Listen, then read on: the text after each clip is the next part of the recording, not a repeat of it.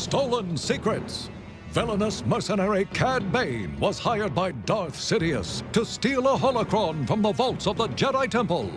After fleeing the scene of the crime, Bane hunted down and captured Master Bolero Ball, who has a crystal which holds secrets of the Jedi Order.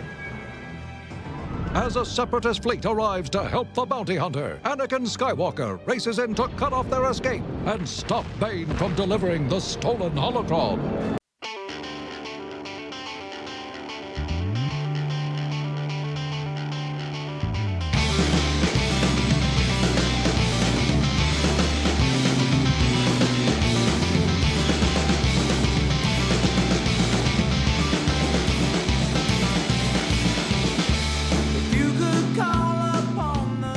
Oh, greetings, Bucketheads. Mevar Tigar. Welcome to the 50th Holocron opening episode of Mando Vision. Nargai Tom, and thank you so much for checking out this small, independent Star Wars podcast. I can't believe we're here doing our 50th episode. It's pretty darn exciting to me. I'll reflect on that a little bit more in a moment, but remember, the best way to reach out to this podcast is via social media. We are at Mando_Vision on Twitter and Instagram. You can email the show, mandovisiontom@gmail.com. Please be sure to like, subscribe, and share the show with all the other Mandalorians in your covert, and if possible or so inclined, please give us those sweet 5-star reviews, specifically, or if you're listening on Apple Podcast. Those 5-star reviews are so critically important to helping small independent shows like ours stand out, not get lost in the shuffle, and to defeat that evil algorithm that attempts to hold us down and keep us at the mercy of large podcasts that they don't need the help. We do. Anyways, I'm so glad you're here. I'm so glad that we're hanging out together today, and we're talking about one of my favorite topics, which is Star Wars, because that's the whole reason why this show exists.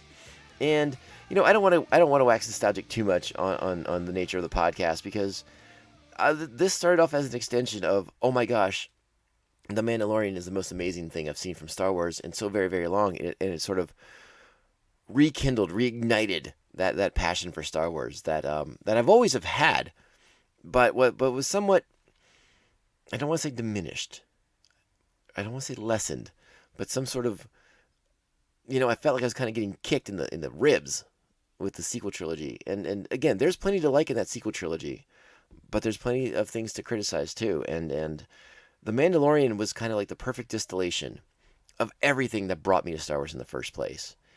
And I wanted to talk about that on a podcast. I wanted to kind of get into my love of this series, of these characters, of all the epicness that is Star Wars, and how it affected so much of my life and defined so much of my life, particularly my childhood, my teen years.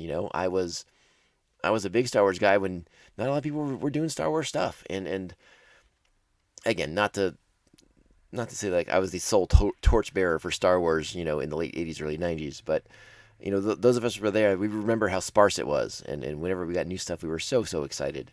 So when The Mandalorian came around, and it just sort of recrystallized everything that I loved so much about this show.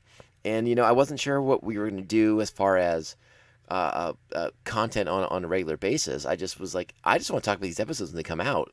And that was sort of the plan, was like, well, we'll just do like the 8 or 9 episodes of The Mandalorian, and then we'll come back and do it every season until then. But the show became so much more than just The Mandalorian. It very much felt just like a natural extension of what we've been seeing from these animated series, from Star Wars: The Clone Wars and Star Wars Rebels. And it sort of presented the opportunity to, like, let's go back. Let's do a rewatch on these shows. And, I know a lot of other Star Wars podcasts are doing the same thing. And so I appreciate all of you who are taking the time and checking out my rewatch of the show. And that means the world to me. I appreciate it so much. And so, yeah, hey, we're doing 50 episodes, and we're getting ready to kick off another new Star Wars animated series. The Bad Batch will be out on Tuesday, May the 4th, and we're going to do, we're doing an episode for that. You know we are. So get ready. It's going to be a really, really exciting time. It's always an exciting time to be a Star Wars fan nowadays. It's an embarrassment of riches that we live in, and we have to soak it all up and enjoy every single second of it, especially when it's as good as it has been right now. Oh boy, we are getting top-notch stuff. Oh boy. And we are now in season 2 of our rewatch of Star Wars The Clone Wars. And I'm having so much fun with this because we are opening this season with, we closed season 1 with this character, but we're kicking off season 2 with 3 just top-notch, top-tier episodes featuring the bounty hunter Cad Bane. And yeah, this is good stuff. So let's get into this week's episode. But before we do that, you know what you got to do. Strap on your buckets. Let's go. We're going to board a Separatist frigate, rescue Master Ropal, and recover an archive holocron. We have no assault craft, sir. Only a couple of fighters in the Twilight. Waiting for orders, sir. And the plan is? Just curious. That's a great place to pause it for this episode. Then we're going to play the second half of that opening as Anakin looks around the hangar bay to formulate his plan. But we got to talk about the episode. We got a lot to get into for it. First and foremost, we have to give the breakdown. We are on season 2, episode 2. This is Cargo of Doom. Original air date October 2nd, 2009. Our plot for this episode is, oh, listen, I'm sure you know what our plot is by now, right? You're following along. With Anakin and Ahsoka in pursuit, Cad Bane seeks the last piece to unlock the holocron he stole for Darth Sidious. This week's episode directed by Rob Coleman, written by George Christic, of course, Henry Gilroy on as the series writer, and Scott Murphy still doing his supervising role. Our episode this week, a lot of the same players from last week. You got Corey Burton as Cad Bane, Matt Lanter as Anakin Skywalker, Ashley Eckstein as Ahsoka Tano, D. Bradley Baker, Clone Troopers, Captain Rex, Dinal, and Bola Rapal. Tom Kane is back as our narrator and Admiral Yularen. Tom Kenny is Newt Gunray, and Matthew Wood voices the battle droids. This week's Jedi fortune cookie: overconfidence is the most dangerous form of carelessness. But who is the overconfident one in this episode? You can make an argument there's a little bit of Anakin's overconfidence and Cad Bane's overconfidence. Cad Bane blows through battle droids and battle droid ships, all in pursuit of activating this holocron. This episode is, again, I really enjoy this episode. It's a lot of fun. If there's a tiny head scratching moment of the episode, it is why does Cad Bane have to force a Jedi to activate this holocron? Theoretically, he could go back to Darth Sidious. Darth Sidious could make all this stuff happen without the rigmarole. Now, don't get me wrong. We know Darth Sidious wants the chaos. He wants the rigmarole. He wants Jedi and Republic forces weakened. He wants Separatist forces weakened. I mean, like he's an agent of chaos, and he wants all these things to go wrong. So apparently, part of his plan is like, well, Cad Bane's out here. He'll activate the holocron out here, and then he'll go to the next phase of my plan while he's out there, and we won't have to waste time going back to Coruscant. And that's the only thing I can think of. Agree or disagree? Let me know. All right, so again, we open the episode. Skywalker's forces arrive, as the narration tells us at the beginning of the episode. Bane and Bane arrives. He finds Bola Rapal first, captures Bola Rapal, joins up with the Separatist fleet, and Bane asserts himself quite well as a commander of the Separatist forces. Not necessarily in the sense that like he's helping them achieve some great naval victory in space, but as far as using them and commanding them to further his goals and his objectives. I think that's another interesting part of Cad Bane's character that we get to see in these episodes. You see him attempt to flee the battle, and obviously Yularen and Anakin. That's how they know which ship has Bola Rapal on it, because they have to find Bola Rapal because he has that Kyber crystal that's imprinted with the information of the future Jedi, the future of the Jedi Order, the Force-sensitive children of the galaxy. Their names are on that crystal, and the holocron he stole from the Jedi Temple will allow him to read that information, and, as we'll see in Part 3, spoilers, attempt to kidnap those same children. So, this is where Anakin has to come up with a plan. We find out that Anakin wants to board the ship. He wants to get the holocron, the crystal, Bola Rapal. He wants to do all that stuff. But they're not equipped with the proper ship boarding equipment and vessels needed to do such a thing. So we heard the first part just a moment ago where he's telling Rex and Ahsoka the beginnings of his plan. Let's hear Anakin tell us the rest of his plan. As he looks around the hangar. I came down to see if I could be of any help, General Skywalker. Actually, you can. Activate those walkers, Admiral. You are not thinking of using those to transport the clones to that frigate. Well, they are pressurized. And they're equipped with magnetic feet. Good call. Master, you're a genius. Those walkers are designed for terrain, not space. Rex, load them up. Let's go, Snips. Execute Battalion! Take AT-AT 300! Carnival Battalion Walker 773! Let's go! And there we go. That's the plan. Simple as that, right? Easy peasy, and it leads to a great battle scene. But we'll talk about that in a moment, because first we have to get to Cad Bane interrogating Bola Rapal and killing Bola Rapal. There's some interesting dialogue in there where the battle droids warn Cad Bane that Bola Rapal can't take this level of interrogation, of pain that Bane is inflicting on him. And he asks the battle droid if he's a medical droid, and the battle droid has to defer and say, "No, I am not a medical droid." And then Cad Bane goes too far and kills Bola Rapal. At which point, maybe he should have had a medical droid there after all. That might have been a good way to salvage this plan from going kind of off the rails. But again, another rock solid episode for Cad Bane, proving that even on the fly, even kind of doing some improvisation, he can still manage to be one step ahead of the Jedi in his level of cunning and a little bit of deception and a little bit of misdirect. And again, we'll talk more about those elements of Cad Bane as this episode sort of plays out. And again, there's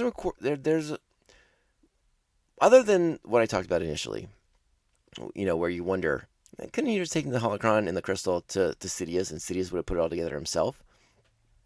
There's one more tiny little thing that does come up at the end of the episode, and we'll talk about that when we get to it. But for now, we got a lot of stuff to get to, because we're talking about Anakin's plan with Rex and Ahsoka, walkers landing on the surface of the Separatist ship. It's really cool. It is such a really cool, fun visual, seeing these Republic walkers storming across the hull of the Separatist ship and engaging with the droids on the surface of the ship.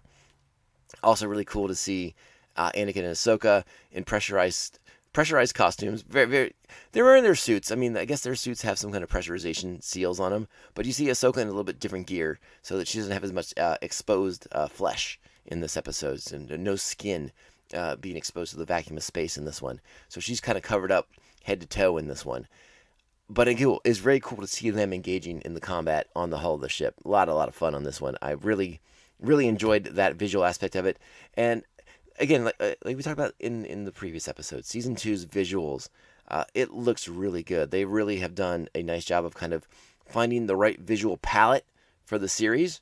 And, I mean, it does continue to evolve as the show goes on. But, yeah, they're in a real nice groove right here in Season 2. And you have to kind of note that as you watch the show, because it is gorgeous. So this is a really action-packed episode, as many of the Clone Wars episodes actually are. And which is sort of funny, because I remember back in the day, I was like, I could use more action. I don't know what I was thinking.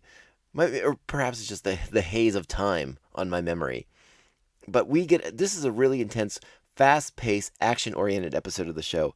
A lot goes on here, and we're going to kind of highlight some of it rather quickly, which it deserves a little bit more context. But you all are watching the show. You're seeing what I'm seeing. So again, I'll mention again, I like the way I like the way the Bane takes command of the bridge, of the battle droids, of the situation. I think it's really, really cool. I think it adds a little bit of like, what's this guy's deal? Like, what's his history? Does he have some kind of military background? He assumes command of this large-scale battle droid force with relative ease, and so it's interesting to me. I thought that was an interesting aspect of this character. Does he have some sort of military background, perhaps before he became a bounty hunter? We also get the Jedi and the clone troopers boarding and storming the ship. Lots of cool Star Wars hallway battles, which they have become known for over the recent years. So much good stuff. Ahsoka finding Bola Rapal's dead body. Sad. Pour one out for Bola Rapal if you have a moment. And then, as they make their way through the ship, through the Separatist ship that they are on, you also get a callback to Star Wars Episode 4 when Rex hits his head on some piping overhead, and then he has to signal to the clone troopers that, hey, let's turn on those that night vision stuff so we can see these pipes a little better, and maybe not bang our big buckets against them, while we're trying to look cool and do our business. All right, so let's play another sound clip for you. We got this one.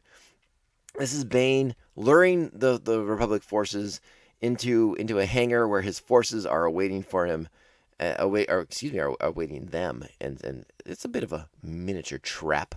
And as we like to say in Star Wars, it's a trap. Here we go. Let's check this one out. Welcome, Jedi. We've been expecting you. Here now! There you go. Shooty shoots. Quick random action. Lightsabers. Let's make this a bit more interesting. And this is Bane turning off the gravity because all his forces have magnetized boots. Now, obviously, the clones have good magnetized boots as well, and they've been trained for zero-G combat. But Ahsoka and Anakin, not so much. They need to get some of that expanse life going on, where everyone just has mag boots. It's just part of your standard equipment. But Ahsoka deploys R2 to turn back on the gravity, and eventually we get there, and everyone comes crashing to the ground. I thought it was a really fun scene. I thought it was. We talked about this in season 1 of the show. Why is gravity so important? Why is atmosphere so important on these separatist ships? Unless there's some sort of oxygen breathing sentience on board. Like this is one of those things that you sort of wonder about, and I think that sort of wondering just comes from, you've watched the shows enough. You're like, they're droids. What do they need oxygen for? It feels like they're wasting space to have like these oxygen things on there. With the handful of times, with the exception of the handful of times that they have a sentient on board, perhaps commanding them, or they're escorting them to one place or another. Just interesting stuff. It's not meant as a criticism, just an observation. Just an observation.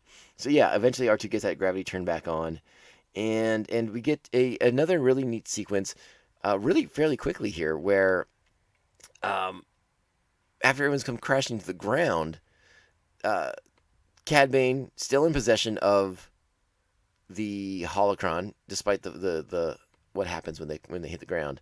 He takes off. He's running, but it's clearly a ploy. Like Cad Bane, again, 1 to 2 steps ahead of everybody in this episode.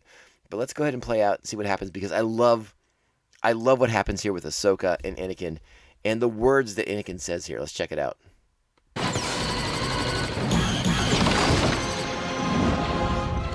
Anakin, there he goes. Ahsoka after Cad. Ahsoka, wait! It's a trap! Ahsoka, wait! We'll take him together! So there you go. That's the big thing I wanted to mention. Anakin telling his own Padawan, we'll take him together. Echoes to Attack of the Clones. Obi-Wan to Anakin when they go to engage Count Dooku. We'll take him together. It all jives. It's all been said before. Now, it did...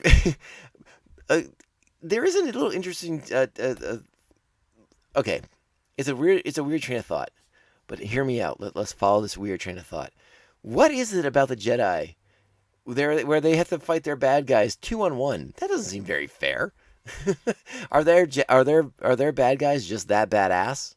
Are their bad guys just that tough and hard to defeat that they have to team up on 2-on-1 style?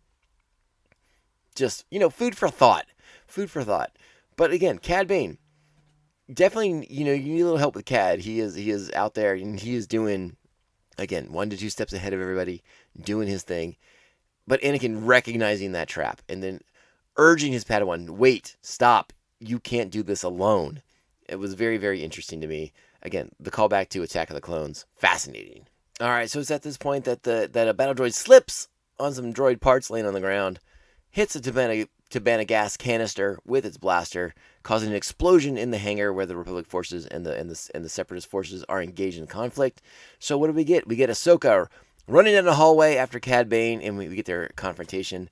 Yeah, and let's go ahead and play a bit of this because I think it's a lot of fun.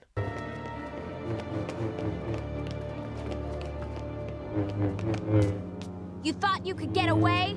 You're not much of a challenge, youngling. I got you right where I want you.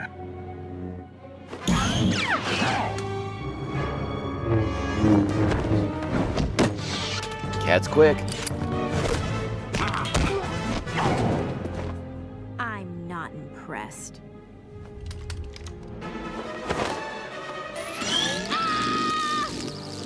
And again, the way Cad, takes control of the situation, allows Ahsoka to think she's won. It's a very, very interesting in the context of, again, going back to our fortune cookie. Overconfidence is the most dangerous form of carelessness. So being not impressed by Cad Bane, being not impressed by him just being a simple bounty hunter, is it her overconfidence they're referring to? There's a lot of overconfidence in this episode to kind of go around. I sort of think Ahsoka's case might be the strongest for the fortune cookie itself. We find Anakin waking up from the situation, from the explosion. He's sort of trapped. Yularen is alerting him, making him aware that, hey, by the way, you need to get off that ship pretty soon because things are not going well in it. It looks like it's going to blow up pretty soon. But obviously, Anakin has not completed his mission. He has not recovered the holocron. He does not have the Kyber crystal. He does not have his Padawan. So yeah, things are a little bit more complicated for Anakin than he might want to let on. The ship is tearing itself apart. Move off to a safe distance, Admiral, and await my signal for evacuation. Of all the Jedi, why did I have to end up with Skywalker?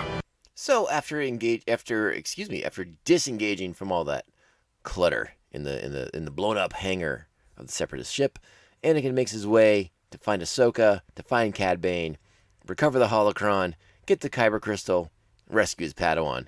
Let's play that confrontation between he and Bane right now. You have nowhere left to run, bounty hunter. Let me worry about that, Jedi. If I activate this control, the outside airlock will open and she will be sucked into oblivion. Do you think you can kill me and then save her before she's pulled out into space? It's a horrible way to die. Besides, isn't negotiation the Jedi way? What do you want? This holocron carries information I've been paid to collect. I can't unlock it, but you can. The last Jedi who had it wouldn't open it. I hope you don't make the same mistake. We don't have much time. Hurry it up, Jedi, or she dies. No, Master! Don't do it! I can't let you die, Ahsoka. Master, no! We'll deal with the holocron later. How touching. Alright, so Anakin slides his lightsaber over. He's going to activate the holocron. Again, I still wonder a little bit about, why can't he just take it back to Sidious himself and let Sidious unlock it all himself? But this is a wonderful confrontation. It's so good. It's so high stakes. Anakin, his unwillingness. We know Anakin is very goal-oriented. He's all about successfully achieving his mission, always coming back, being the hero. He wants to recover that holocron. He wants to recover that Kyber crystal with the data encoded on it. But he's not willing to sacrifice it he's willing to sacrifice that to save his apprentice, to save Ahsoka Tano's life. And again, I know I've said it before on the podcast. One of the greatest things this show does, and we've already sung the praises of the amazing arc that we get with the Ahsoka Tano character and how she goes from being, somewhat of a nuisance, from her first appearance in the movies to like perhaps the greatest representation of the Jedi of them all. But what this show does for Anakin is tremendous. It's tremendous, and it's not. I no longer blame the prequels. I no longer blame George Lucas for the Anakin that we got in the movies in episodes 1, 2, and 3, because he sort of had to hit certain goalposts with those movies to tell the story he wanted to tell. But he knew there was a big range of time, a big lapse of time, not a lapse of time, but there's a big area to cover.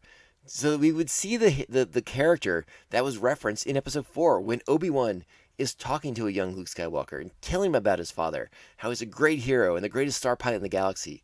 That was the Anakin we didn't get to see enough of in the prequel films, but we get to see that Anakin in this show. And this is just another example of that, of this Anakin who is so much more than the kind of like surface Anakin we get to see in episodes 2 and 3 in particular.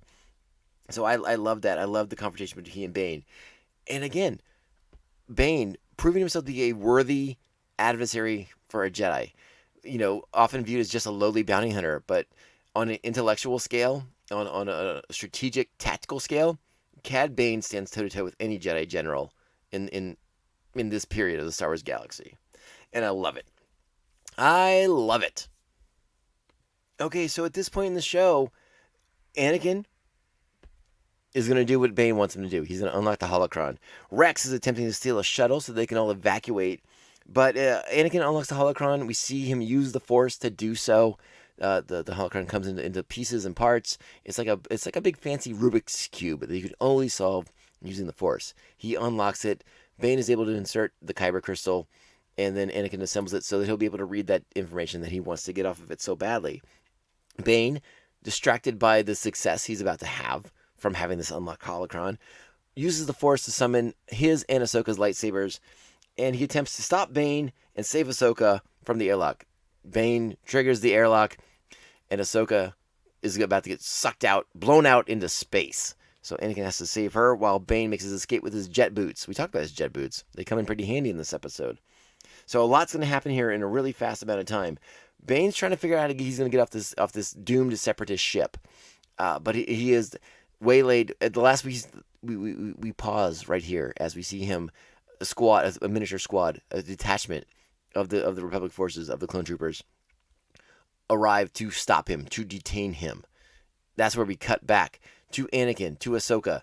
They are free. They have closed the airlock, and now they are back in pursuit of Bane. And again, this is another episode that talks about not only this scene right here not only plays into Ahsoka's growth since season 1, but to Anakin's as well. So I wanted to kind of highlight that right here with this. Check it out. Rex, I hope you found us a ride off this bucket. We've got to leave now. The reactor's gonna blow. We cannot wait. You'll have to.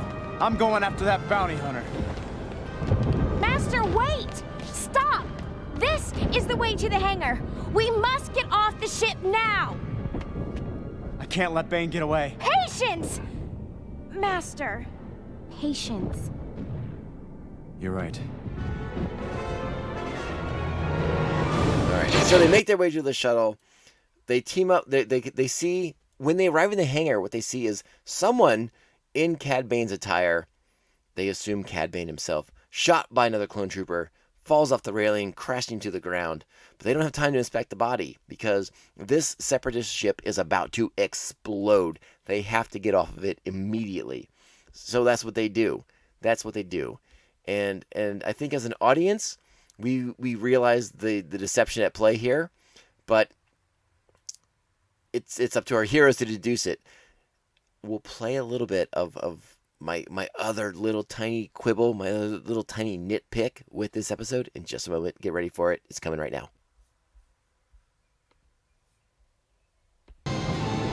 All right, they're picking up those clones. Trooper, did you get the holocron? No, sir. I'll get it, Master. No time.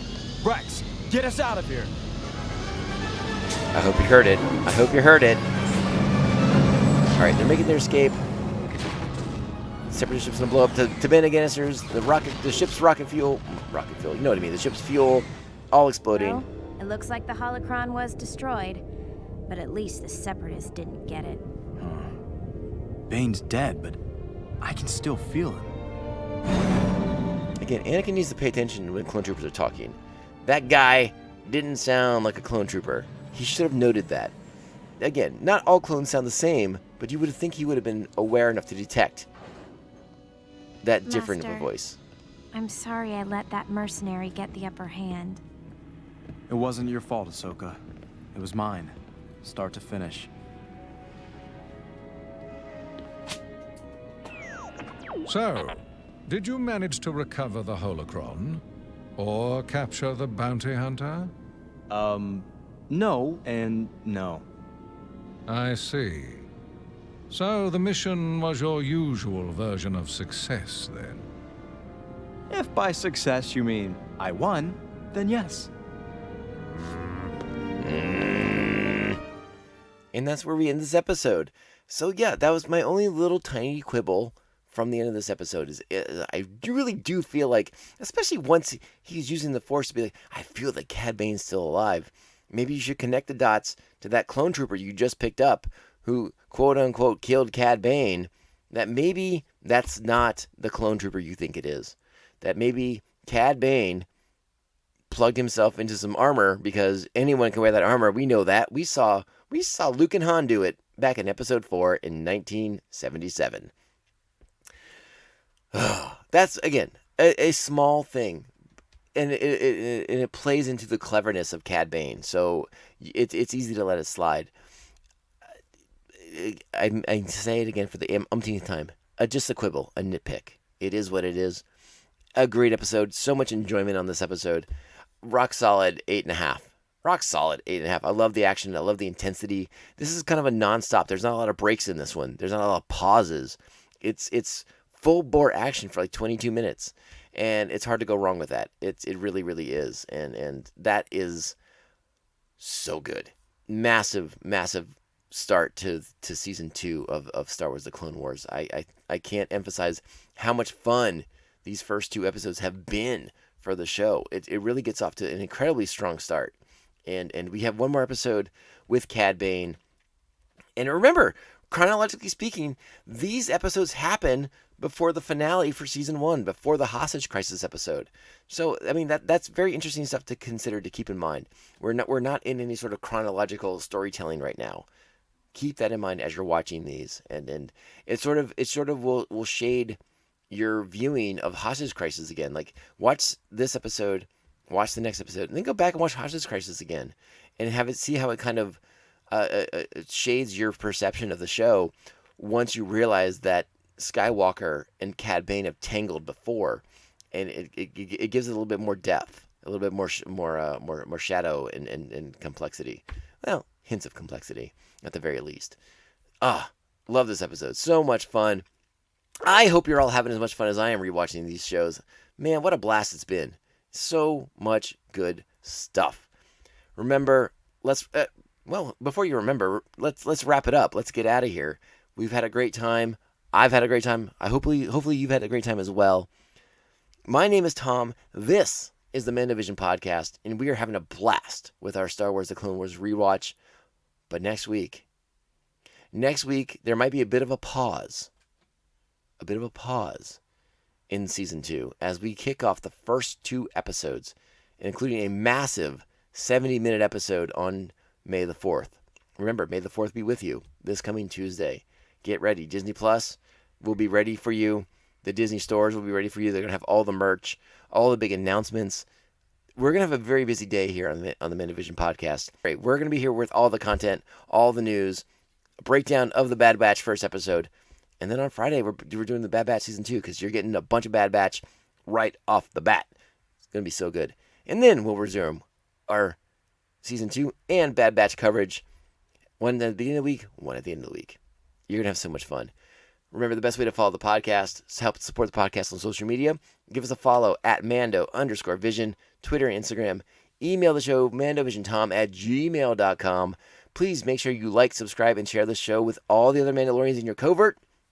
Anyone else that, you have death matches with, blood feuds, life debts, share it with all of them as well. If you're listening on Apple Podcast and you're able to, and you're inclined to, 5-star reviews. They help small shows like us stand out, not get lost in the shuffle. We are on all your favorite podcasting platforms: Apple Podcasts, Spotify, Stitcher, iHeartRadio, Google Play, Pandora, Amazon, Audible, and so many, many more. If there's something I'm not on, let me know, and I will make sure we get on that platform immediately.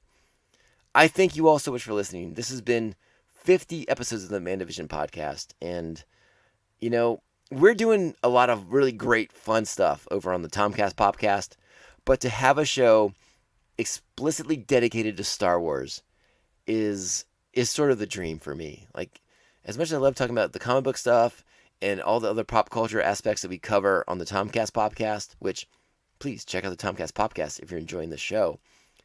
It is so much fun to talk about Star Wars and to know that there's a just this wonderful, warm, embracing community out there. And we just want the positivity too. We are not here to bring the negative on Star Wars. This is all about our respect, our admiration, our appreciation for the Star Wars that is out there. Even the stuff that maybe we don't like the most, we still appreciate it because it's Star Wars, baby. We love the Star Wars.